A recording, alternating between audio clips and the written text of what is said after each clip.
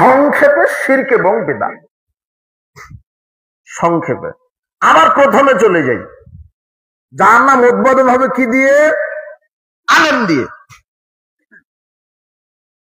এক শ্রেণীর আলেম ওলামাই এদেশে মানুষকে শিরক এবং বেদাতকে ধর্ম বুঝিয়েছে।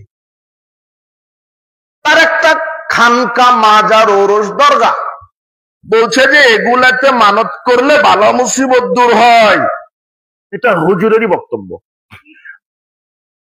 পীরের মুরিদ হলে সালাত সিয়াম লাগে না, হুজুরের বক্তব্য। পীরের মুরিদ হলে পীর সুপারিশ করে জান্নাত দিবে, হুজুরের বক্তব্য। দরগায় গরু খাসি মানত করলে বিপদ কেটে যায়, তার বক্তব্য, হুজুরের বক্তব্য।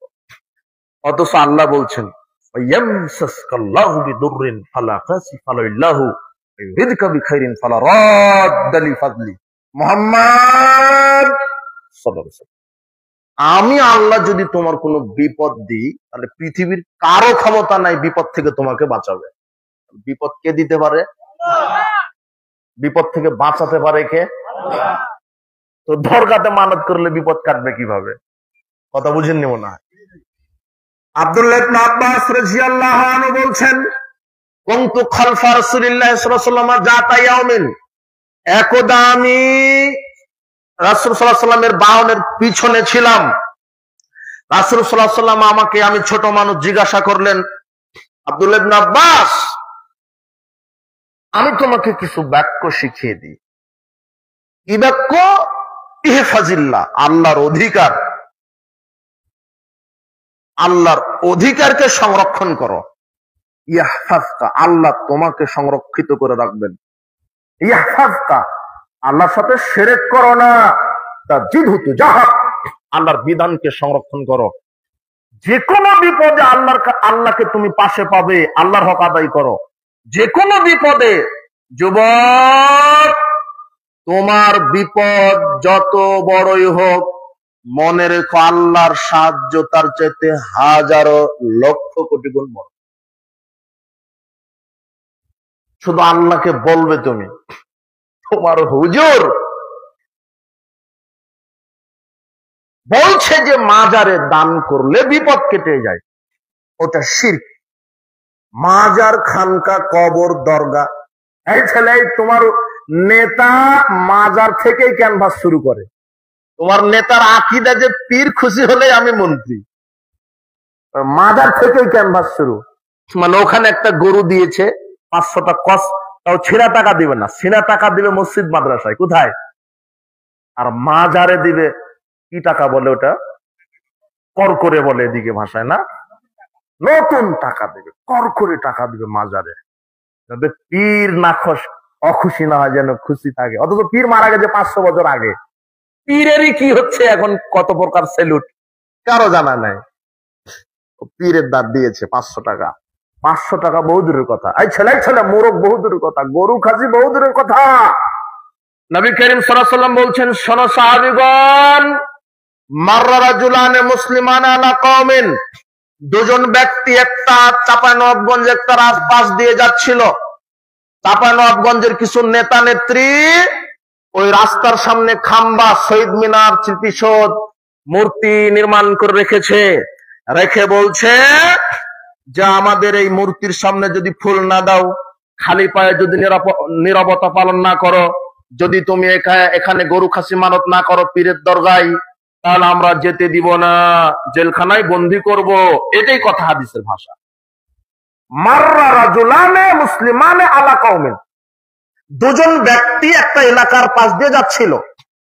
তখন এলাকার নেতারা বলছে যে ইয়াকিফুনা আনা সাবামিন লাহুম, সেই নেতা নেত্রীরা একটা মূর্তি, একটা খাম্বা। তো বাংলাদেশে মোড়ে মোড়ে কত মূর্তি ছিল না? তোমার দাদা, তোমার বাপের, তোমার নেতার একটা মূর্তির টাকা দিয়ে ওই যে একটা প্রাইমারি নির্মাণ হতো। আমি মনে হয় ভুল বলছি, হতো না? শুধু পর্দা সেতুর আগে যে মূর্তিটা গঠন করা হয়েছিল 150 কোটি টাকা খরচ করে, একটা মূর্তি তোমার নেতা। তাহলে ওরকম 10টা প্রাইমারি কি করা হতো? নির্মাণ করা হতো। বিচারের মাঠে আল্লাহ পিটাবেন, পাঁচাতে পিটাবেন এভাবে, আহিউমা খালাকতুম, তুমি যে মূর্তি তৈরি করেছিলে আত্মা দাও, কি দাও? এবার পিটাবেন আর বলবে, তুমি যে তোমার নেতার মূর্তি তৈরি করেছিলে আত্মা দাও, দে আত্মা দে। এইভাবেই কথা। আপনি আবার আশ্চর্য কথা, বিচার মাঠে সবচেয়ে কঠিন শাস্তি আল্লাহ দিবেন যে মূর্তি তৈরি করেছে, যে মূর্তি তৈরি করতে নির্দেশ দিয়েছে, তাকে সবচেয়ে কি দিবেন? বেশি শাস্তি দিবেন। কাফের তাকে এত বেশি শাস্তি দিবেন না, সবচেয়ে বেশি শাস্তি দিবেন তাকে যে মূর্তি তৈরি করেছে। এখন আমি বক্তব্যটা কোথায় দিতে গিয়ে এখানে আসলাম মনে আছে? কি বলতে চেয়েছিলাম? শিরক। ওই যে দুইজন ব্যক্তি যাচ্ছিল রাস্তা দিয়ে, তখন নেতা ওখানে কি তৈরি করেছে? মূর্তি। হুজুর খানকা তৈরি করেছে, করে বলছে কর্রিব আলী সানামিনা কুরবানান, কিছু দেন, কিছু দাও, না দিলে যেতে দিব না। গরু হোক, খাসি হোক, ফুল হোক, খালি পায়ে নিরাপত্তা পালন করা হোক, কিছু করে যেতে হবে। তখন একজন বলছে আমার কাছে তো কিছুই নাই, কি দিব? তখন এ বলছে লাউকুমতা দুবাবান, একটা মাছিও যদি হয় দাও। এই মাজারে, খানকায়, এই পীরের দরগায়, এই মূর্তির সামনে একটা ফুল হলেও বা একটা মাছি হলেও দাও। আখাযা দুবাবান, লোকটা মাছি একটা ধরলেন, ফালকাহু আলাস সানাম, মাছিটা ধরে ওই মূর্তির সামনে দিলেন, শহীদ মিনারের সামনে দিলেন, স্মৃতিসৌধের সামনে দিলেন, একটা খাম্বা। যে মূর্তির নাকের ডগায় মাছি যদি পেশাব করে দেয়, তাহলে মূর্তির কি নাই? ক্ষমতা আছে? তোমার নেতা ওখানে খালি পায়ে চলে গেছে সেলুট করতে। মোহাম্মদ সাল্লাল্লাহু আলাইহি ওয়াসাল্লাম তোমার হুজুর আর তোমার নেতাকে বলবে, বাইহাকি সোয়াবিল ঈমান 7343 নম্বর হাদিস, তিনি বলছেন লোকটা একটা মাছি ধরে মূর্তির সামনে মানত করলো, আদখালাহুন নার, আল্লাহ তাকে জাহান্নামে ঢুকিয়ে দিলেন। কি দিলেন? জাহান্নামে ঢুকালেন। কিসের কারণে? মাছির কারণে। কোথায় দিয়েছিলেন? একটা মূর্তির সামনে, একটা মাজারে। আর আপনি যে কর করে কি দিলেন, তাহলে আপনার কি হবে? খানকা, মাজার, দরগা, ওরসে নজর নেওয়াজ, মোরগ, খাসি দান করা শিরক, কবর পূজা করা শিরক, কবরবাসীর উসিলায় কিছু প্রার্থনা করা শিরক, পীরের উপর ভরসা করা শিরক, পীর কবরে জীবিত আছে এই ধারণা শিরক, পীরের আস্তানায় কিছু মানত করলে বালা মুসিবত কেটে যায় এই ধারণা শিরক, পীরকে খুশি করতে গরু খাসি মানত করা শিরক, পীর কবরে জীবিত থেকে মুরিদের ভালো মন্দ কল্যাণ অকল্যাণ করতে পারে এই আকীদা শিরক, মোমবাতি আগরবাতি জ্বালানো শিরক, গিলাপ চড়ানো শিরক, কবরে মসজিদ নির্মাণ করা শিরক, উপস্থিত বৈঠকের মুসলিম দ্বীনি ভাই বোন, এগুলি বড় বড় শিরক। পীরের মুরিদ ছাড়া জান্নাতে যাওয়া যাবে না, এ মুশরিক। পীর সুপারিশ করে জান্নাত দিতে পারে আকীদা শিরক। পীরের দরগায় মানত করলে বালা মুসিবত কেটে যায় আকীদা শিরক। বড় বড় শিরক। ছোট ছোট শিরক কি? কুলক্ষণ, অশুভ ফল। আল্লাহর নবী বলছেন কুলক্ষণ, অশুভ ফল শিরক। কুলক্ষণ কি? রাত্রে ঘরের আবর্জনা ঝাড়ু দেওয়া যায় না, এটা হলো শিরক। তোমার মা এটা করে, টিকটিকি ঠিক ঠিক করছে, কথা ঠিক, এটা হলো শিরক। তোমার দাদি নানি এটা করে। যত বুড়ি আছে এরা হলো এক একটা শিরকের ফ্যাক্টরি, এক একটা। আর যত মুরব্বী আছে এরা হলো বেদাতের ফ্যাক্টরি। রাত্রে গাছ থেকে ফল পাতা পাড়া যায় না, এটা শিরক। রাত্রে মানুষকে টাকা ধার দেওয়া যায় না, এটা শিরক। সকালে দোকানে বাকিতে বিক্রি করা যায় না, এটা শিরক। এগুলি কত কুলক্ষণ আছে। স্বামী স্ত্রী অপবিত্র অবস্থায় কিছু করতে পারে না, এটা শিরক। স্বামী স্ত্রী অপবিত্র অবস্থায় ব্যবসা করবে, ঘর ঝাড়ু দিবে, ভাত রান্না করবে, চাকরি করবে, সবই করতে পারে, কিন্তু সালাত আর কোরআন তেলাওয়াত করতে পারে না। কথা বুঝেননি মনে হয়? সব করতে পারে, তাহলে এগুলি শিরক আছে। সর্বশেষ আমি যেটা 2 মিনিট বুঝিয়ে বলবো সেটা হলো তাবিজ ঝুলানো শিরক। যদি এখন থেকে থাকে, খোলার সাথে সাথে মারা গেলে জান্নাত হবে ইনশাআল্লাহ, আর নিয়ে মারা গেলে জান্নাত হবে না। কিভাবে? তাবিজ গলায় কবরে ঝুলিয়ে যদি আপনি সালাত তাহাজ্জুদ করেন, হজ করেন, আপনার ভিতরে ইমানই ঢুকেনি, হজ বাতিল, সিয়াম বাতিল। কেন? মুসনাদ আহমদ তোমার হুজুরকে পড়তে বলবে, তোমার নেতাকে পড়তে বলবে, তুমি নিজেও পড়ো। 17,458 নম্বর হাদিস মুসনাদ আহমদের। আকবালা ইলাইহি রাহাতুন ইলান নবী সাল্লাল্লাহু আলাইহি ওয়াসাল্লাম, রাসূল সাল্লাল্লাহু আলাইহি ওয়াসাল্লামের কাছে 10 জন ব্যক্তি আসলেন। কয়জন? ইসলাম কবুল করবেন বলে 10 জন ব্যক্তি আসলেন, ইসলাম কবুল করবেন। বায়াতিস আতান ওয়ামসাকা নাহিদিন, 9 জনকে ইসলাম কবুল করিয়ে দিলেন, আর একজনকে করালেন না। তো সাহাবীরা বলছেন, ইয়া রাসূলুল্লাহ বায়াতাতিস আতান ওয়া তারাকতাহা, আপনি 9 জনকে ইসলাম কবুল করালেন, আর এই লোকটির কি অপরাধ? তখন তিনি বলছেন, ইন্না আলাইহি তামিমা, শোনো, এই লোকের শরীরের ভিতরে তাবিজ আছে, তাই আমি একে ইসলাম কবুল করিয়ে দেইনি। ফাদখালা ইয়াদাহু ফাকাতাহা, লোকটি শোনার সাথে সাথে এইভাবে হাত ঢুকিয়ে তাবিজ ছিঁড়ে ফেলে দিলেন। বায়াহু, এরপরে রাসূল সাল্লাল্লাহু আলাইহি ওয়াসাল্লাম তাকে ইসলাম কবুল করিয়ে দেওয়ার পরে বলছেন, শোনো, মান আল্লাকা তামিমা ফাকাদ আশরাকা, যে ব্যক্তি শরীরে তাবিজ ঝুলালো সে আল্লাহর সাথে শিরক করলো। তাবিজ ঝুলানো অবস্থায় ইসলামই কবুল করতে পারে না। হজ যাকাত তো বহু দূরের কথা, সেখানে আপনার হুজুর ইমামতিও করে, তাবিজেরও ব্যবসা করে। আশ্চর্য কথা। তাবিজ ঝুলানো শিরক, মাদুলি অষ্টাধাতুর আংটি তামার বালা ব্যবহার করা শিরক। শিরক থেকে বেঁচে থাকেন, শিরক সবচেয়ে বড় পাপ। ইন্না শিরকা লাযুলমুন আযীম, এক শিরক সবচেয়ে বড় পাপ, মনে রাখেন, শিরক সবচেয়ে বড় পাপ। রাসূল সাল্লাল্লাহু আলাইহি ওয়াসাল্লাম জিজ্ঞাসা করা হলো, আইয়ুদ যামবি ইনদাল্লাহি আকবার, আল্লাহর নবী সবচেয়ে বড় পাপ কি? তিনি বলছেন, আল ইশরাকু বিল্লাহি, আল্লাহর সাথে শিরক করা।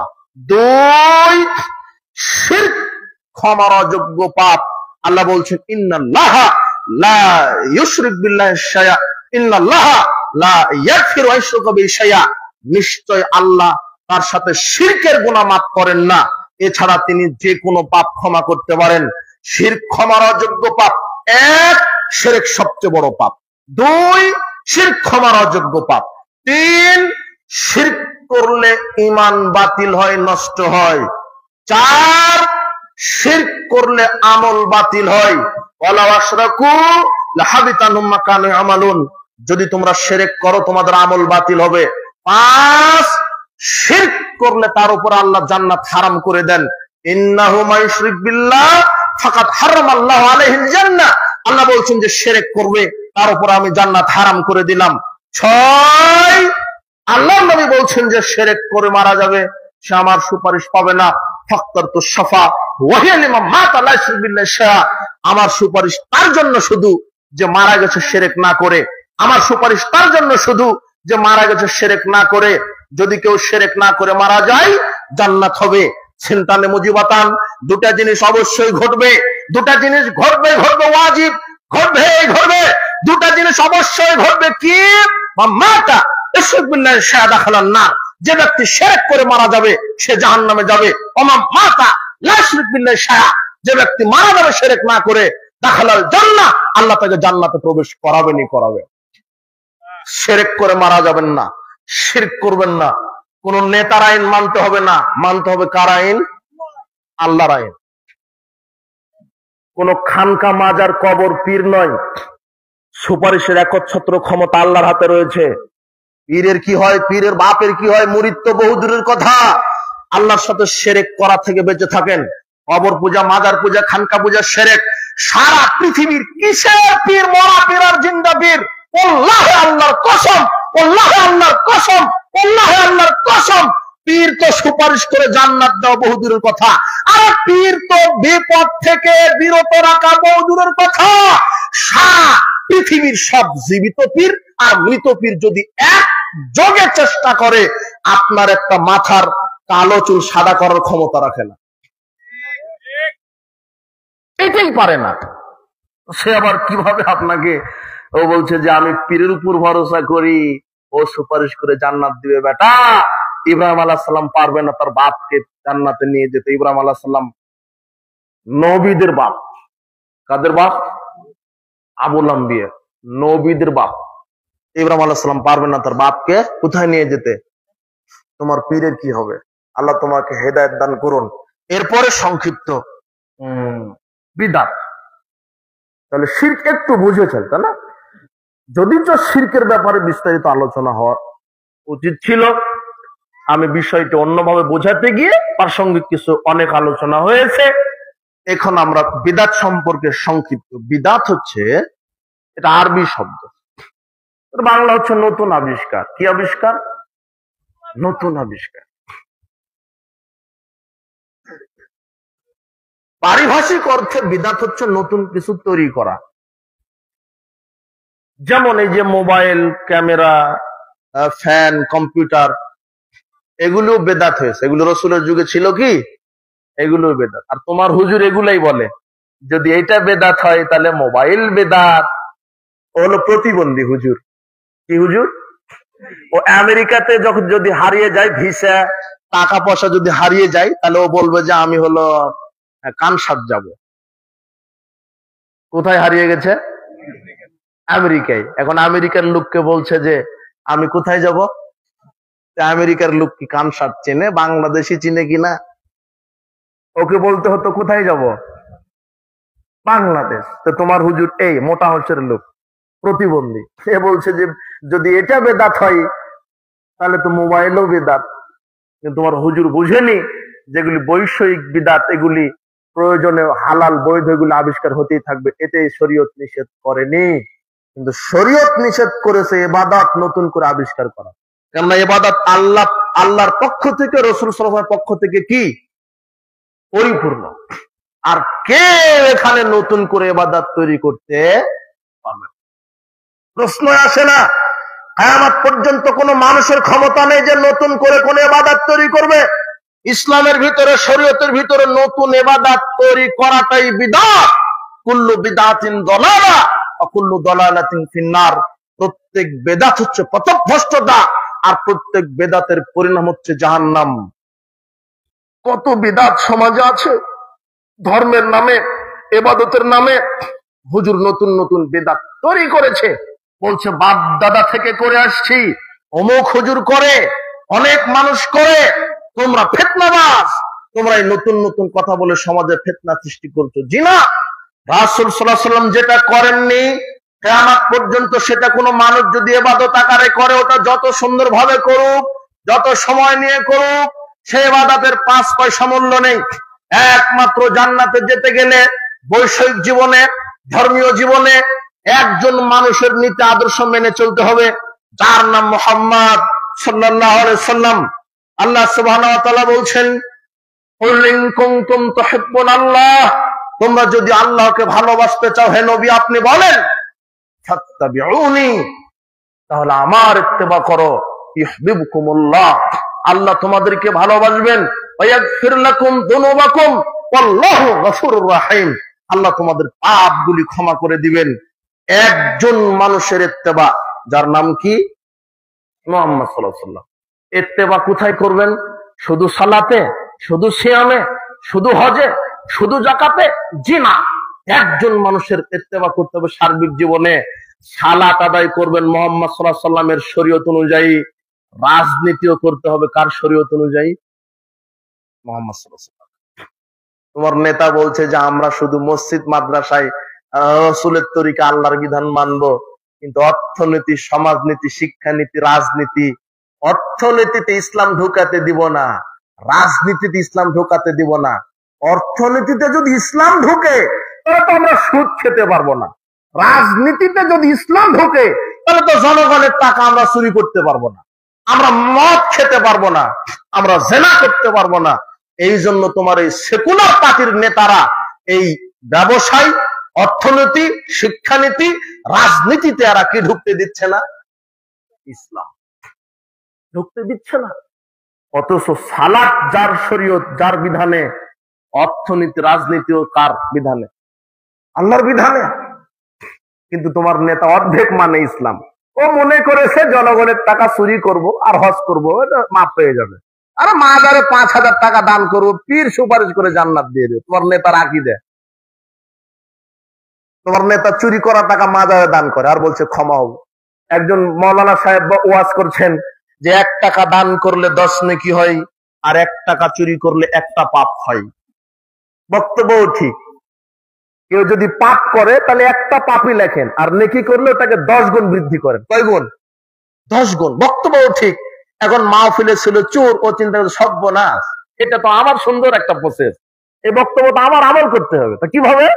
তখন চোর, ওই যে একজন অন্ধ লোক ভিক্ষা করছিল, তোর থালা সামনে ছিল অনেক টাকা, তো ও হলো টাকা দেওয়ার পরিবর্তে 100 টাকা কি করেছে, উঠিয়ে নিয়ে যায়। অন্ধ তো আর বুঝতে পারেনি, মনে করলো যে আমাকে কি করলো, দিল, অথচ উঠিয়ে নিয়েছে। এখন 100 টাকা চুরি করে ওই মাহফিল কমিটিকে বলছে যে আমি 10 টাকা মাহফিলে দান করলাম। তাহলে 10 টাকা দান করলেন নাকি কত হলো, আর 100 টাকা চুরি করলেন পাপ কত, 100। ও বলছে যে 100টা নেকি 100টা পাপ সমান সমান, মাঝখানে 90 টাকা আমার লাভ। এখন ও তো ভাবেনি যে আমার চুরি করা টাকা দান করলে কবুল হবে না।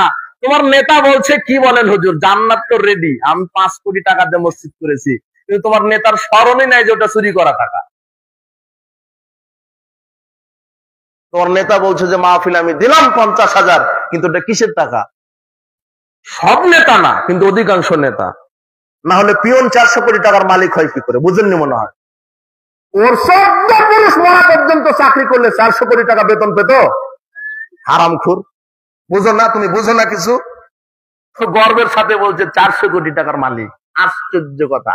তোমার নেতা 2 দিন আগে রিক্সা চালককে বললো, ভাই আসেন, পোকা কাটা বেগুন কিনতে হবে, টাকা কম। নেতা হওয়ার সাথে সাথে 6 মাসই যায়নি, তেলের পাম্পের মালিক, লন্ডনে 26টা বাড়ি। পায় কোথায় এগুলা? 1 টাকা জনগণের সম্পদ থেকে চুরি করলে জাহান্নাম। আল্লাহর নবীকে বলছেন, আল্লাহর নবী, এই যে সুতাটা, এই যে দড়ি আমি নিয়েছি আমার জুতার ফিতায় তৈরি করব, এটা খায়বারের যুদ্ধে আমরা যখন জয়ী হয়েছিলাম, এটা বিধর্মীদের সম্পদ ছিল, এই যে এটা রাষ্ট্রীয় সম্পদ, একটা সুতা চুরি করেছি, আমাকেও কি জাহান্নামে যেতে হবে? তখন তিনি বলছেন, শিরাকুম মিন্নার শিরাকানে মিন্নার। একটা সুতা চুরি করলেও জাহান্নাম, 2টা সুতা চুরি করলেও জনগণের সম্পদ। তোমার নেতা যদি এই হাদিস জানতো, তাহলে তোমার নেতা পটল চাষ করে খেত, জনগণের 1 টন চাউল মেরে দিত। তোমার নেতাকে হাদিস পড়তে বলো। তারপরে মসজিদ নির্মাণ করবে, বছর বছর উমরা করতে যাবে। তোমার নেতার উমরাই হয় জনগণের চুরি করা টাকাতে, মসজিদ নির্মাণ হয় চুরি করা টাকাতে। তোমার নেতা করলো কি জীবনে? তোমার হুজুর করলো কি? আর তাই বলে তোমার শুধু এই নেতারা দুর্নীতি করে, মসজিদের যে সভাপতি, সেক্রেটারি, ক্যাশিয়ার, এরাও দুর্নীতিবাজ, মসজিদের টাকা চুরি করে এরা। মাদ্রাসার যে প্রিন্সিপাল, দাড়ি আছে, দাড়িতে মেহেদি দেওয়া, টুপি আছে, প্রিন্সিপাল। আপনারা হয়তো বা জানেন যে কোন প্রতিষ্ঠানে চাকরি নিতে গেলে প্রতিষ্ঠান প্রধানের সুপারিশ লাগে, এটা ঠিক না? ঠিক কিনা? আপনি জানেন তো? আপনি যদি সহকারী পদে কি দরখাস্ত করেন, সব ওকে, প্রতিষ্ঠান প্রধানের কি লাগবে? সুপারিশ লাগবে, অনুমোদন লাগবে। এখন সহকারী শিক্ষক মাদ্রাসার প্রিন্সিপালের কাছে চলে গেছে অনুমোদন নিতে। প্রিন্সিপাল সাহেব, মৌলানা সাহেব, দাড়িতে মেহেদি দেওয়া, মাথায় টুপি, 2 বার হজ করা আছে আর 6 বার উমরা করা আছে। কয়বার? মাদ্রাসার প্রিন্সিপাল। এখন বলছে যে সুপারিশ তো করব, কিন্তু 2 লক্ষ টাকা মিষ্টি খাওয়ার জন্য রেখে দিতে হবে। এটা হলো মাদ্রাসার প্রিন্সিপালের বক্তব্য। কথা বুঝেননি মনে হয়? আবার বলছে যে আপনি তাড়াতাড়ি দেন, আজান হয়ে গেছে, নামাজে যেতে হবে। এটা হলো প্রিন্সিপালের চরিত্র। শুধু তোমার এমপি মন্ত্রীকে আমি বলবো, তোমার এমপি মন্ত্রী আবার বলবে হুজুরও তো দুর্নীতিবাজ। ওটা আমি আগেই মেরে দিয়েছি যে হুজুর দ্বারাই জাহান্নাম কি হবে। কথা বুঝেননি মনে হয়? সাবধান, তোমার নেতাকে সাবধান হতে বলো। রসুলের তরিকা ব্যতীত অন্য কারো পদ্ধতিতে যদি রাজনীতি করে, পরকালে সফল হবে না। আমি মুসলিম। কবরে মারা যাওয়ার সাথে সাথে আল্লাহ 3টা প্রশ্ন করবেন। প্রথম প্রশ্ন, মা দিনুকা, কি? হ্যাঁ, এই প্রশ্ন না? তখন আপনি বলবেন দিনী ডেমোক্রেসি, দিনী সেকুলারিজম, দিনী ক্যাপিটালিজম। না হচ্ছে না উত্তর?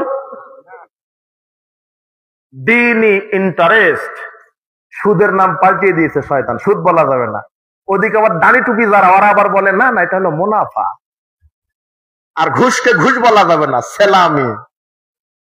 কথা বুঝেন নিব না, সব পাল্টিয়ে দিয়েছে।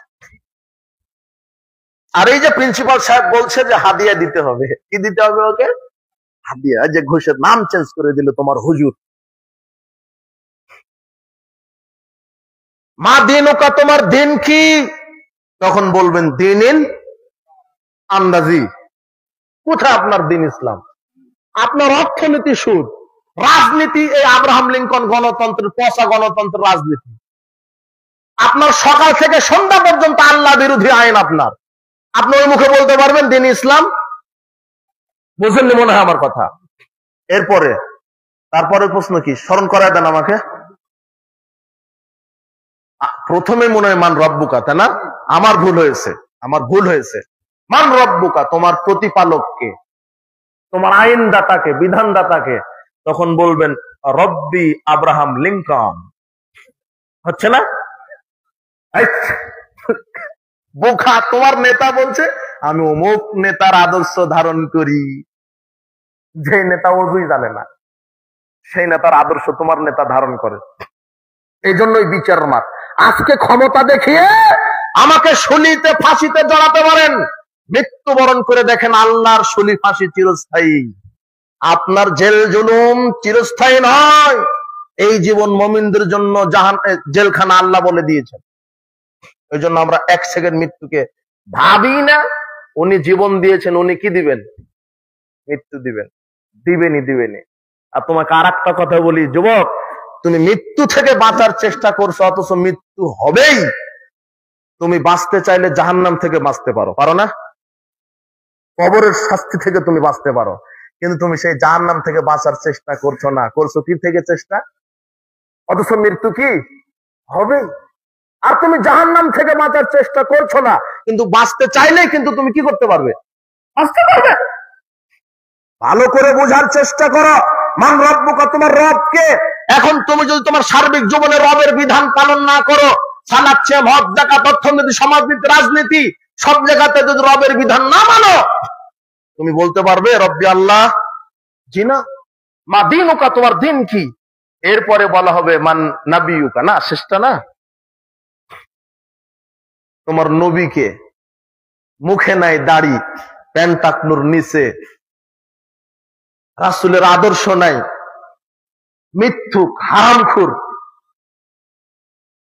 রাসূলের আদর্শ সুন্নাহ নাই, রাসূলের নীতি নাই, রাসূলের নীতিতে সালাত নাই, রাসূলের নীতিতে অর্থনীতি, সমাজনীতি নাই। মান নাবিয়ুকা। এখন তুমি বলতে পারবে যে হুয়া মুহাম্মদ, আমার নবী, আমার নেতাকে মুহাম্মদ বলতে পারবে? তখন বলবে কি তুমি? আমার নেতা ভারতের মোদি। আবার হাসছে। তোমার নেতাই তো বলছে যে আমি অমুক নেতার কি ধারণ করি। আর একটা হাদিস তুমি শোনো, তাহলে বুঝতে পারবে। আল মারউ মা মান আহাব্বা, যে যাকে ফলো করে তার সাথে তার কি হবে? হাসর হবে। বাস, এই হাদিসটা তোমার জন্য যথেষ্ট। তোমার নেতা দুনিয়াতে যেমন, ওই নেতায় তুমি কোথায় পাবে? আখিরাত। তোমার নেতা যদি হন মুহাম্মদ সাল্লাল্লাহু আলাইহি ওয়াসাল্লাম, তাহলে তুমি কাকে পাবে? এটা হাদিস। আজকে গিয়ে খোলো, তোমার নেতাকে পড়তে বলো। বুখারী 6171 নম্বর হাদিস। এক লোক বলছে, ইয়া রাসূলুল্লাহ মাতা সাত, আল্লাহর নবী কিয়ামত কবে হবে? আল্লাহর নবী কিয়ামত কবে হবে? রাসূল সাল্লাল্লাহু আলাইহি ওয়াসাল্লাম বলছেন, তুমি কিয়ামতের খবর রাখো।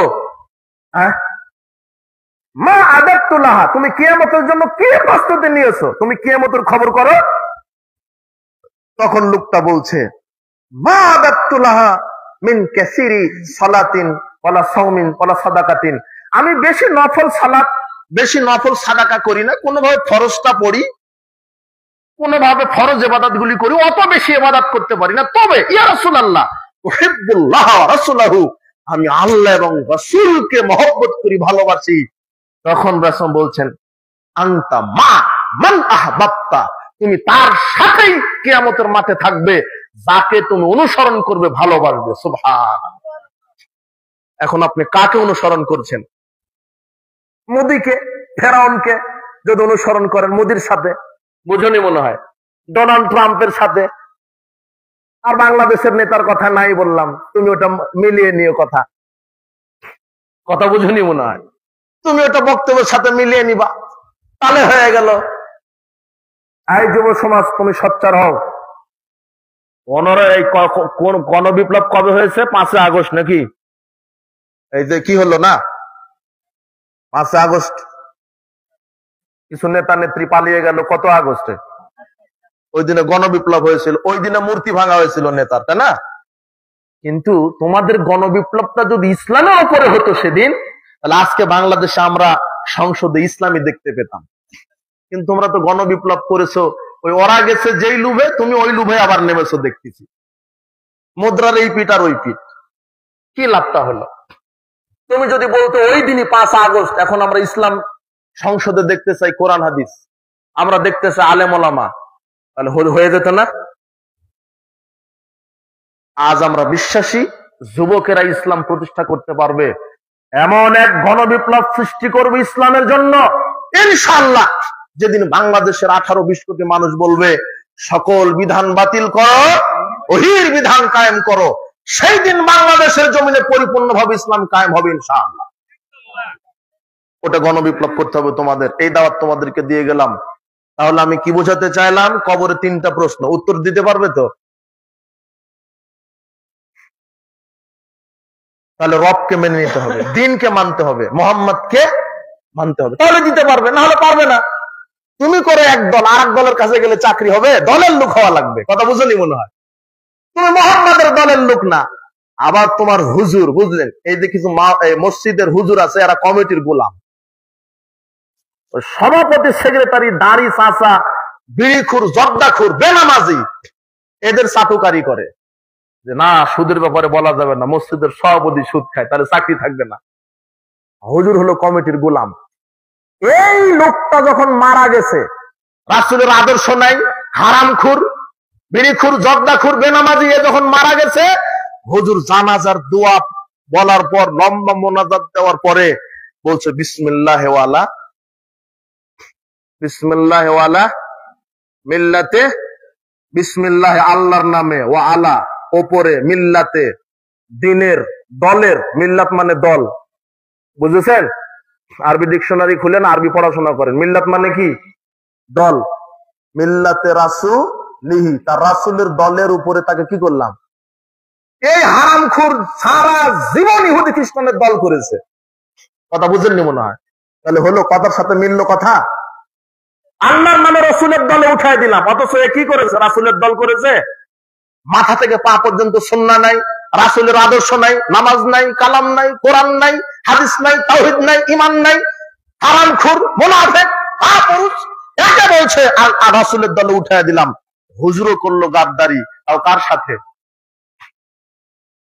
যাক, এরপরে মা কি মান্নাবি উকা বলেছিলাম, তাই না? তাহলে রাসূলের দলে উঠতে গেলে কার দল করা লাগবে? রাসূলের দল করা লাগবে। ভালো করে বুঝেন আপনি। এই হলো।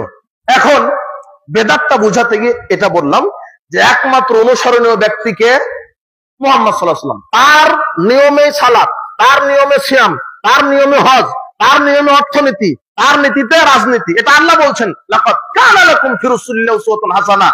শোনো, একজন মানুষের আদর্শ মানতে আমি আল্লাহ বলছি, যার নাম সালাতে যার আদর্শ, রাজনীতিতেও তার আদর্শ, অর্থনীতিতেও তার আদর্শ। মনে থাকবে? হ্যাঁ হ্যাঁ, আল্লাহ আমাদেরকে কবুল করুন, আমিন। অনেক সময় দিয়েছি, 12টায় শেষ করতাম, 22 মিনিট দিয়েছি। আবার এক গাদা প্রশ্ন, একটু বেদাতটা ভালোভাবে মনে হয় ক্লিয়ার হলো না, তাই না?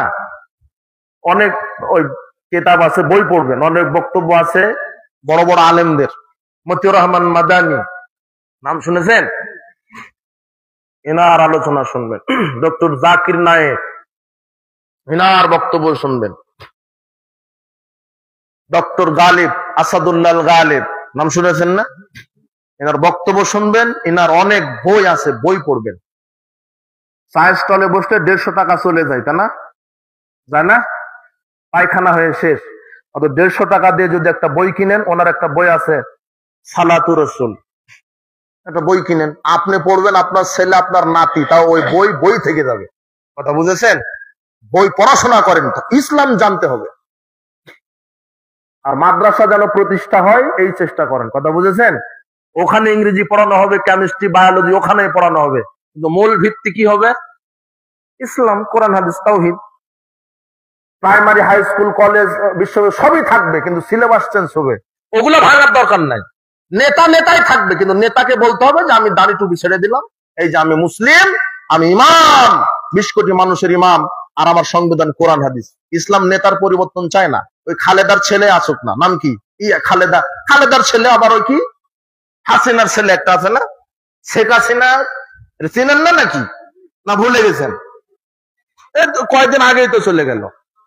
ওই জয় আসুক, দাড়ি ছেড়ে দিবে, হজ উমরা করবে, কোরআন হাদিস ভালোভাবে শিখবে, ইমান আমল শিখবে, আর সংসদে কোরআন হাদিস কায়েম করে দিল। চুরি করলে হাত কেটে দিবে, মদ খেলে কিসের বাড়ি বললাম, জুতার বাড়ি, মনে আছে না? জেনা করলে ওইভাবে পিটাবে, ইসলামে আইন প্রতিষ্ঠা, মদ বন্ধ হবে, জেনা বন্ধ হবে, দুর্নীতি কি হবে? বন্ধ হয়ে যাবে। ইসলাম নেতার পরিবর্তন চায় না, তো নীতির পরিবর্তন চায়। এটা চান? জি বলছে, আমাকে যেতে হবে ক্ষমতায়, না হলে তো চুরি করা যাবে না, আমাকে যেতে হবে, ওকে ঠেকাও। আল্লাহ কবুল করো। আল্লাহ তুমি বাংলাদেশে এমন এক অভ্রান্ত সত্য নেতা প্রেরণ করো যে কোরআন সুন্নাহর আলোয় সারা বাংলাদেশের অন্ধকার দূর করে দিতে পারে, এমন একটা নেতা তুমি প্রেরণ করো, শিরক বিদআত মুক্ত রাখো। মুসলিম হয়ে কেউ যদি পূজা জোগাতে যায়, তাহলে সে কি মুসলিম থাকতে পারে? কি শুনলেন আমার বক্তব্য এতক্ষণ? যদি তার ঈমান আকীদার মহব্বত থাকে তার ভিতরে, বিধর্মীদের প্রতি, মূর্তির প্রতি মহব্বত, ভালোবাসা থাকে, তাহলে সে মুশরিক হয়ে যাবে। দুনিয়াবি কোনো স্বার্থ থাকে, ইসলাম অন্য কোন ধর্মের, অন্য কোন মতবাদের মোকাপেক্ষী নয়, সব ইসলামের মোকাপেক্ষী, সব আল্লাহর গোলাম, আল্লাহর বিধান মেনে আপনাকে চলতে হবে, কার বিধান নয়। মহিলারা পুকুরে গোসল করতে পারবে কি? প্রশ্নই আসে না। হ্যাঁ, পুকুর যদি তার ব্যক্তিগত হয়, ও একাই গোসল করে, তাহলে চতুর্দিকে ঘেরা থাকবে বড় করে, কেউ দেখে না, তাহলে পুকুরে গোসল দিতে পারবে, বুঝেননি মনে হয়? কিন্তু খোলা মাঠে পুকুর, নদীতে জিনা, সারা এলাকার মানুষ দেখছে, ও যে অমুকের স্ত্রী গোসল দেয়, অমুকের স্ত্রীর শরীরের গঠন এরকম, তার লজ্জা হওয়া দরকার। তো একটা গায়রত থাকে না আপনার? গায়রত আছে তো, আমার বউ আমার সম্পদ। যুবক ল্যাংটা করে মোটর সাইকেলে নিয়ে চলে গেছে, বলছে যে এটা তো আমার কেন, এটা জনগণের সম্পদ। হুজুর যদি বেদাত করে, তাহলে কি তাকে সালাম দেওয়া যাবে? সালাফদের নীতি, বেদাতীদেরকে সালাম দেওয়া যাবে না, এটা সালাফদের নীতি। তবে যদি দেখতে পান যে তার সাথে একটু সম্পর্ক ঠিক রাখলে, সালাম দিলে, উঠা বসা করলে সে বেদাত থেকে ফিরে আসবে, এই দাওয়াতের উদ্দেশ্যে, হেদায়েতের পথ দেখার উদ্দেশ্যে তার সাথে কৌশলাদি বিনিময় করবেন। কথা বুঝেছেন? কিন্তু কট্টর যদি বেদাতি হয়, সে যদি বিরোধিতা করে, তাহলে তাকে সম্মান করা যাবে। হুজুর জর্দা খায়, এক ইমামতি করে, তার পিছনে নামাজ হবে কি? আগে আপনাকে ধরা লাগবে, এই ইমাম হলো কি করে?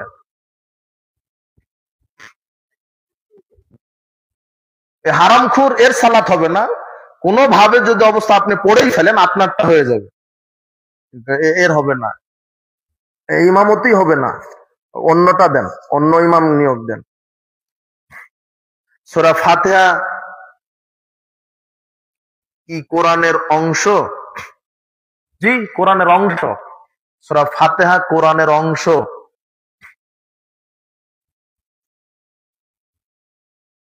ওয়াজ শুনে ফতোয়া দিতে পারবে কি? তুমি যতটুক জানো, যদি দলিল সহ জানো, সেটা আরেকজনকে বলে দিবে। রাসূল বলছেন, বাল্লিগু আন্নী ওয়ালাউ আয়াত, আমার একটা আয়াতও যদি জানো, বিল বাইয়িনাতি ওয়াজ যুবুর, এটা আল্লাহ বলছেন, দলিল সহকারে যদি জানো, সেটা কি করে দিবে? বলে দিবে। কিন্তু সুস্পষ্ট জ্ঞান যদি না থাকে, তাহলে সে বিষয়ে ফতোয়া দেওয়া যাবে না। মসজিদ মাদ্রাসা বাকি দান করিলে, পরিশোধ না করিলে কি কি ধরনের গুনাহ হবে জানাবেন? ওটা আপনার নিয়তের উপরে থাকবে। আপনি দান করতে চেয়েছিলেন, কিন্তু পরিবেশ পরিস্থিতিতে দান করার ক্ষমতা হারিয়ে ফেলেছেন, আমি দিলাম 500 টাকা অমুক তারিখে দিব বা দিব, কিন্তু আপনার সেই অ্যাবিলিটি নাই, এই ক্ষেত্রে আল্লাহ আপনাকে ধরবে না। কিন্তু আপনি দান করতে চেয়েছেন, অর্থ সম্পদও ছিল, কিন্তু কৃপণতা করে আপনি আর দান কি করলেন না, দিলেন না, তাহলে আপনি গুনাহগার হবেন, আল্লাহ আপনাকে ধরবেন। 7 ভাগে কুরবানি দেওয়া যায়, কি ব্যাপার? কুরবানির সময় তো আসেনি এই প্রশ্ন। এটা তো কুরবানির সময়, যখন রমাদান আসবে তখন তারাবি 8 না 20 একটা কি আছে, কুরবানির সময় কুরবানি। প্রত্যেকটা মাসালাই ইখতিলাফ আছে। তো 7 ভাগে কুরবানি জায়েজ। তো 7 ভাগে যারা দিয়েছে সাহাবীগণ দিয়েছে, তাই না? দেননি? হ্যাঁ দিয়েছেন। কোথায়? সফরে, মুকিম অবস্থায় 7 ভাগে দিয়েছেন, এরকম হাদিস আমাদের নাই। থাকলে আমাদেরকে দিবেন, আমরা সংশোধন করে নেব, আমরা জানি না। এটা নিয়ে ইখতিলাফি মাসালা অনেকেরই আছে, কিন্তু মুকিম অবস্থায়, বাড়িতে থাকা অবস্থায় 7 পরিবার মিলে, 7 সাহাবী মিলে, 7 পরিবার মিলে ভাগে কুরবানি দিয়েছেন, এরকম না, এটা সফরের সাথে সম্পৃক্ত। এখন যদি আপনি বলেন যে না, যে সফরেরটা আমরা আনবো, তাহলে সাহাবীদের মতো হতে হবে। 7 জন সাহাবী বলে একটা গরু দিয়েছেন, ঠিক আছে, কিন্তু 7 জনের মধ্যে কেউ বেনামাজি ছিল না। আর আপনার এই 7 জনের মধ্যে 5 জনই কি, ওই 7 জনের মধ্যে কেউ সুদখোর ছিল না। আর আপনার এই 7 জনের মধ্যে 3 জন 6 জনই কি, ওই 7 জনের মধ্যে কেউ গুলখোর, তামাকখোর, সিগারেট খোর ছিল না। আর আপনার এরা কি? বুঝেননি মনে হয় আমার কথা। হ্যাঁ, আচ্ছা। একাকী উত্তম। রাসূল সাল্লাল্লাহু আলাইহি ওয়াসাল্লাম একাকী কুরবানি করেছেন, এমন কি রাসূল সাল্লাল্লাহু আলাইহি ওয়াসাল্লাম সফরে পরিবারের পক্ষ থেকে একটি গরু দিয়েছেন। সুবহানাল্লাহ। একাকী এতটাই উত্তম। সফরে যে ভাগে কুরবানি জায়েজ বা দিয়েছেন সাহাবীরা, কিন্তু রাসূল সাল্লাল্লাহু আলাইহি ওয়াসাল্লাম সফরেও কি দিয়েছেন পরিবারের পক্ষ থেকে? বিদায় হজের সময় 100টি উট তিনি কুরবানি করেছেন। তার একটা আলাদা ভাবে গরু কুরবানি করেছেন শুধু তার পরিবারের জন্য। সুবহানাল্লাহ। 100টা উট কুরবানি করে বলছেন এটা আমার উম্মতের জন্য। 67টা উট তিনি একাই জবাহ করেছেন, আর বাকি 33টা উট আলীকে বলছেন যে আলী তুমি জবাহ করো। কথা বুঝেছেন? আর একটা গরু তিনি স্পেশাল ভাবে শুধু কিসের, কার জন্য? পরিবার। আল্লাহ বোঝার তৌফিক দান করুন। এক হুজুর এক কথা বলেছে, আর এক হুজুর আর এক কথা বলেছে, আমরা সাধারণ মানুষ কি করব? আচ্ছা, বাজারে যান না, মাছ কিনতে যান, তো এ বলে আমারটা তাজা মাছ, ও বলে আমারটা তাজা মাছ, তখন আপনি যাচাই করেন না? এখানে জমি কিনবেন, আপনি সবচেয়ে গাধা, চাঁপাইনবাবগঞ্জ এই গ্রামের মধ্যে সবচেয়ে গাধা, আপনি একেবারে গাধার বাচ্চা গাধা, কিন্তু আপনি 5 কাঠা জমি কিনবেন। সমাজের যে সবচেয়ে জমি কাগজপত্র বুঝে তার কাছে আপনি যাবেন না? দেখেন তো এটা খারিজ, এর মালিকানা ঠিক আছে কিনা, দাগ ঠিক আছে কিনা, আরো কি জানি বলে, আমারও তো ধারণা নাই জমি সম্পর্কে, এগুলি কি দেখে নেয় না? ও জানে না, কিন্তু আরেকজনের কাছে সঠিকটা কি করে।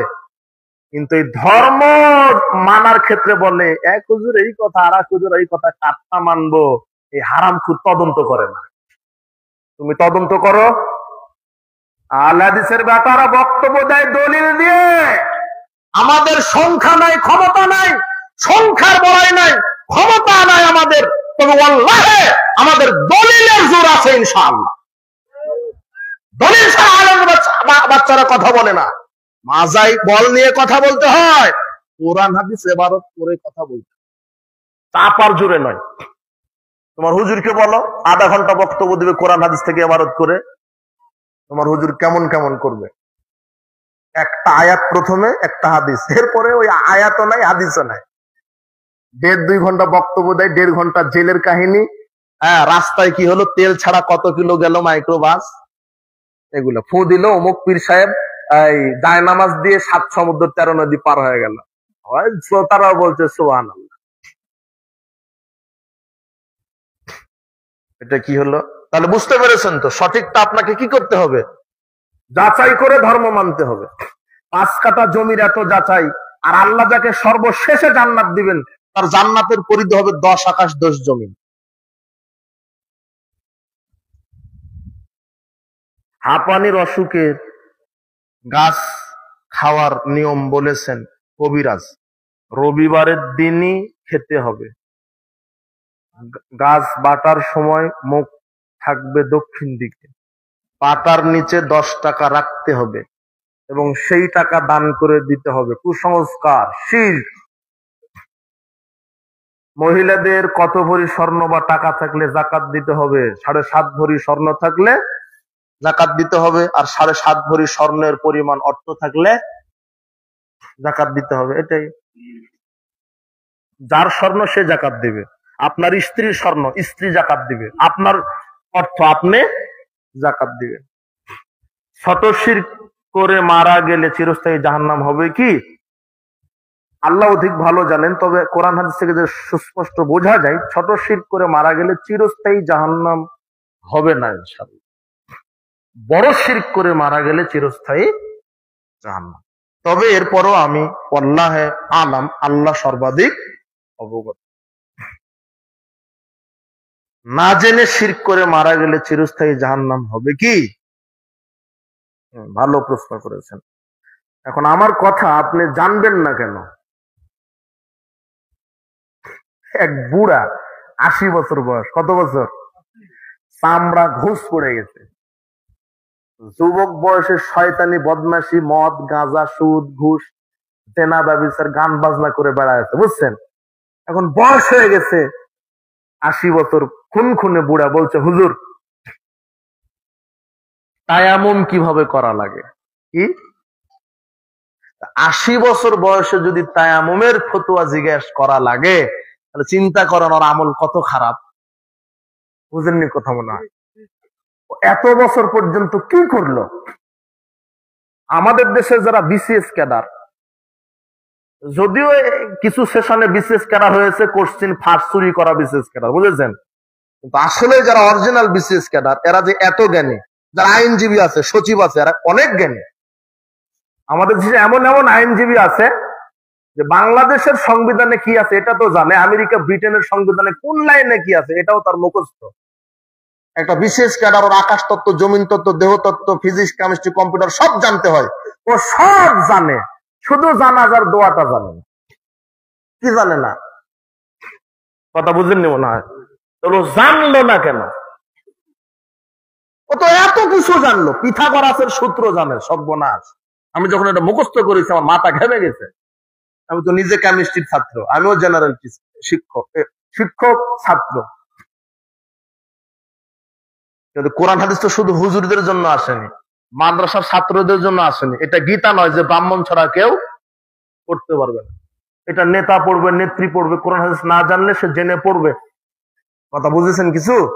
আমাকে জানতে হবে। আল্লাহ বলেছেন যারা জানে না এরা জাহেল, যারা জানার পরে মানে না এরা জালেম। দুই জনারই শাস্তি হবে। কথা বুঝেছেন?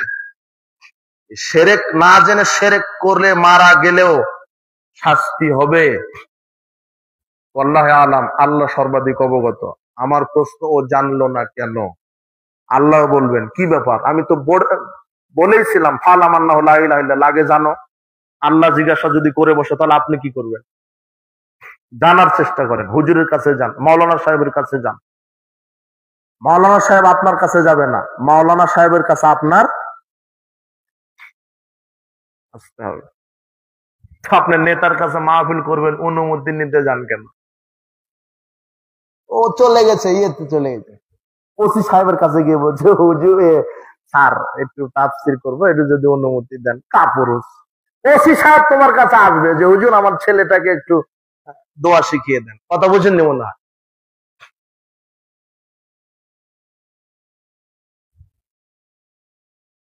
একটু ভারত নিয়ে আসেন। আপনি এদেশের নাগরিক, ট্যাক্স দিয়ে থাকেন, তো আপনি একটা ধর্মীয় কাজ করবেন, অনুমতি লাগবে মানে? কে বলেছে? ওরা কিছু করে আমাদের কাছ থেকে অনুমতি নেয়। 31st নাইট করে, তারপরে আর কি করে, পয়লা বৈশাখ পালন করে, পয়লা বৈশাখের দিনে কুকুরের মুখোশ পড়ে ওরা। কিসের মুখোশ? শ্রীগালের, কুকুরের, ভাল্লুকের মুখোশ পড়ে বলে এসো হে বৈশাখ, কল্যাণ শুভযাত্রা। মানে ওরা প্রথম বছরেই স্বাগত জানায়, এসো হে বৈশাখ, দেখো আমরা কুকুরের মুখোশ পড়েছি, এই নতুন বছরে যেন আমরা কুকুর হয়ে বেঁচে থাকতে পারি। আপনার ছেলে মেয়ে কয়টা? কি ব্যাপার? পারিবারিক জিনিস। আমার ছেলে দুইটা ছেলে আছে ছোট, একটা হলো 7 বছর, একটা হলো ওর পিচ্চির বয়স 2 বছর পার হয়েছে। এই দুইটা ছেলে আমার।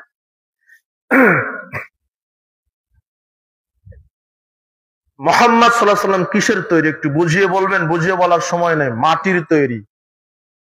গরু ছাগলের পেশাব শরীরে ভরে গেলে নামাজ হবে কি? হবে। তবে পরিষ্কার করার যদি পরিবেশ থাকে করবেন। গরু ছাগলের পেশাব অপবিত্র নয়, পবিত্র।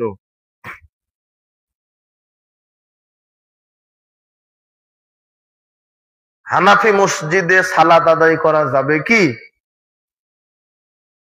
প্রকৃত যদি হানাফি, বাংলাদেশে কোনো হানাফি নাই প্রকৃত, যা আছে আশারি, মাতুরিদি, বিভিন্ন আকীদা। হানাফি ইমাম আবু হানিফা নিজেই বলেছেন যারা সহিহ হাদিস মেনে চলে তারাই হানাফি। তারাই কি? এজন্য আমরাই খাঁটি হানাফি, আলহামদুলিল্লাহ। যদি খাঁটি হানাফি হয়, কি হানাফি হলে জাহান্নামে চলে যাবে? এত সংকীর্ণতা কেন? আর আপনি জোরে আমিন বলেন, রাফালে করে জান্নাত, বউকে ল্যাংটা করে সাজিয়ে আর তামাক চাবিয়ে, আশ্চর্য কথা। হানাফি মসজিদে সালাত আদায় করবেন যদি তারা কোরআন সুন্নাহ মেনে চলে। আর যেই মসজিদে হানাফি হোক আর যেই হোক, যেই মসজিদে ওয়াক্ত মতো সালাত হয় না, যে মসজিদে রাসূলের সুন্নাহ পালন করা হয় না, সেই মসজিদে পড়ার দরকার নেই। 5 ওয়াক্ত সালাতের পর সম্মিলিত মোনাজাত করলে তার ইবাদত কবুল হবে কি? জি না, তার ইবাদত কবুল হবে না। কেন? রাসূল বলছেন মান হাদাসা ফি হাদাসান আও মুহদিসান, যে বেদাত করলো, বেদাতকে আশ্রয় দিল, তার উপর আল্লাহর লানত, ফেরেশতার লানত, মানব মণ্ডলীর লানত। লা ইকবালু মিনহু সারফুল আদল, তার ফরজ নফল ইবাদত কবুল হবে না। হাদিসটি বুখারীর। আর সম্মিলিত মোনাজাত ফরজ সালাতের পরে করা বিদআত কি? আর যে ব্যক্তি বিদআতি আমল করলো তার ফরজ নফল ইবাদত কবুল হয় না। কেন বেদাত? রাসূল সাল্লাল্লাহু আলাইহি ওয়াসাল্লাম তার 23 বছর নবুয়তের জিন্দেগিতে ফরজ সালাতের পরে সম্মিলিত মোনাজাত করেন নি, তাই আপনিও করতে পারবেন না। তাহলে দেখাক আমাদের কাছে সেই যে রাসূল সবাইকে নিয়ে মোনাজাত করেছে।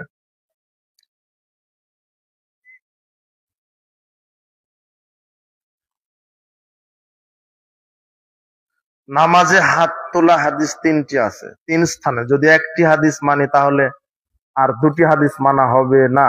এ পর্যায়ে আমরা কোন হাদিস কিভাবে মানব বুঝিয়ে বলেন। যে কোনো একটা মানলেই হবে। 3টা হাদিস আছে আপনার সুবিধা। বুক বরাবর পর্যন্ত, কাঁধ বরাবর, কানের লতি বরাবর। একটা পালন করেন, মাঝে মাঝে 3টাই করবেন। কথা বুঝেননি মনে হয়। যারা আলেম না তারা কি কোনো মাসআলা বা ফতোয়া দিতে পারবে? আলেম যে জ্ঞানী তাকে বলা হয় কি? আলেম। সে যদি কোরআন হাদিসের ভারসাম্যপূর্ণ জ্ঞান রাখে। ফতোয়া মানে কি? ফতোয়া মানে এরকম নাকি যে পানি যদি আগুন হয় তাহলে কি সেটা খাওয়া যাবে? এটা কোনো ফতোয়া? ফতোয়া কি সৃষ্টি করে কেউ? না কোরআন হাদিসে আছে সেটা শুধু বলা? ফতোয়া দানকারী একমাত্র কে? আমরা যে এতক্ষণ বক্তব্য দিলাম, এটা নিজের বাপ দাদার তৈরি করা না কোরআন হাদিস? আপনি আমাকে জিজ্ঞাসা করবেন যে মৌলানা সাহেব খাওয়ার আগে কি বলে খেতে হয়, এটা কি জিজ্ঞাসা করলেন? ফতোয়া। এখন আপনি জানেন যে বিসমিল্লাহ, তাহলে বলবেন না আপনি? মানে ফতোয়া মানে কি বুঝেছেন আপনি? মানে হুজুর নিজের থেকে তৈরি করে একটা মেরে দিবে নাকি? তবে বিজ্ঞ আলেম জ্ঞানী এদের কাছ থেকে ইসলাম জানার কি করবেন? চেষ্টা করবেন। আর যে বলছে সে যেই হোক। আর ইবলিশ যদি কোনো কথা বলে, আমি বেশি কথা বলতেছি, 1টা বাজে যাচ্ছে, এত প্রশ্ন। ইবলিশ যদি কোনো কথা বলা সেটা যদি দলিলের সাথে মিলে যায় তাহলে ইবলিশেরটাও কি করতে হবে? এই যে আয়াতুল কুরসি পড়ি না রাতে ঘুমানোর সময়, এই ফতোয়া কে দিয়েছে জানেন? ইবলিস। আবু হুরায়রা বলছে, ইয়া রাসূলুল্লাহ, এটা তো ইবলিস বলে গেল। হ্যাঁ, ঠিকই বলেছে, তুমি আমল করতে থাকো। কথা বুঝেননি? আর মুফতি যদি ফতোয়া দেয়, সেটা যদি কোরআন সুন্নাহ থেকে না থাকে, তাহলে কি? বারাকাল্লাহু ফিক। আপনারা অনেক ধৈর্যশীল। আল্লাহ আপনাদের গুনাহ খাতাকে ক্ষমা করে দিন। যত নারী পুরুষ এসে, আল্লাহ তুমি সবাইকে কোরআন সুন্নাহ বোঝার তৌফিক দান করো। যারা আয়োজন করেছেন যুবকদেরকে এবং এই সংগঠনকে, তুমি কবুল করে নাও। আল্লাহ আমাদের পাপ রাশি ক্ষমা করো, মৃত্যুর সময় যেন ঈমান নিয়ে মৃত্যুবরণ করতে পারো, সেই তৌফিক তুমি দান করো। সুবহানাকা আল্লাহুম্মা ওয়া বিহামদিকা আশহাদু আল্লা ইলাহা ইল্লা আনতা আস্তাগফিরুকা ওয়া আতুবু ইলাইক। আসসালামু আলাইকুম ওয়া রাহমাতুল্লাহি ওয়া বারাকাতুহু।